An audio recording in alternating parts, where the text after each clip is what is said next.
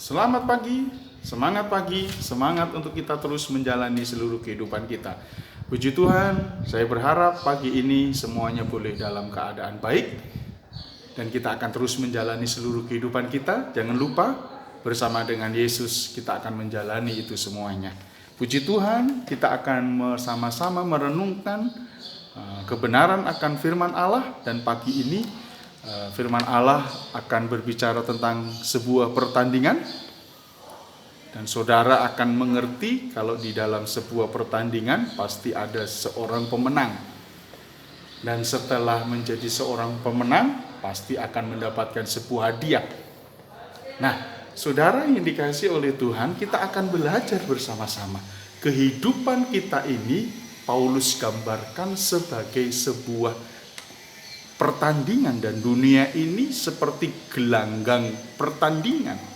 Di dalam 1 Korintus pasal 9 ayat 24, dalam gelanggang pertandingan semua peserta turut berlari. Kita ada di dalamnya. Kita peserta dan kita harus berlari. Semua peserta turut berlari. Harus berlari. Ya. Lalu dikatakan bahwa ayat 25 dikatakan bahwa mereka berlari untuk mendapatkan sebuah mahkota yang fana. Kalau kita memperoleh mahkota yang abadi. Oleh sebab itu, kita tidak bisa berlari hanya sekedar berlari. Kita hanya sekedar ikut dalam pertandingan. Tidak.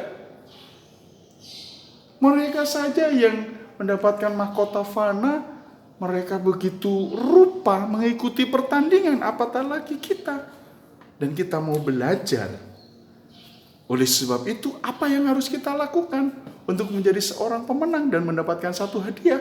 Dan jangan lupa, dalam satu pertandingan hanya satu orang saja yang mendapatkan hadiah. Ingat, hanya satu orang saja yang mendapatkan hadiah. Kita rindu kita semua yang melakukan satu pertandingan, kita menjadi seorang pemenang dan akan mendapatkan satu hadiah.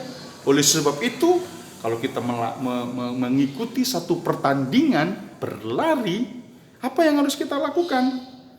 Yang pertama, kita harus berlari begitu rupa. Nggak bisa tidak. Harus berlari begitu rupa.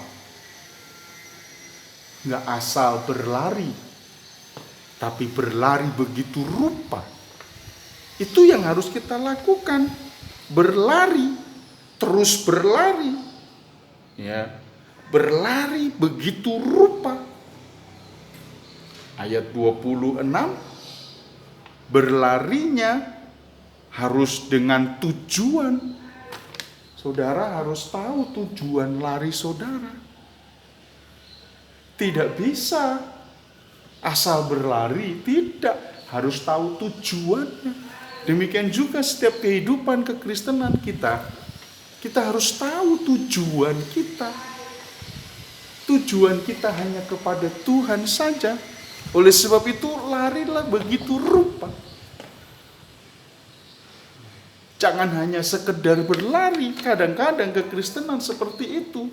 Asal berlari, sudah menjadi Kristen saja kok. Tidak, harus berlari begitu rupa. Ya, jangan tidak ada tujuan. Jangan sembarangan. Paulus gambarkan seperti seorang petinju yang mukul asal sembarangan. Tidak. Harus ada sasaran. Demikian juga kekristenan kita harus ada sasaran. Tidak bisa tidak. Setelah itu berlari begitu rupa, berlari dengan tujuan, lalu melatih tubuh. Harus ada latihan tubuh kita. Tubuh jasmani perlu latihan, demikian juga tubuh rohani harus kita latih. Bagaimana caranya? Berdoa, membaca Alkitab, beribadah, bahkan kesulitan hari-hari ini itu merupakan satu latihan. Kalau saudara menghadapi kesulitan hari-hari ini, itulah latihan saudara.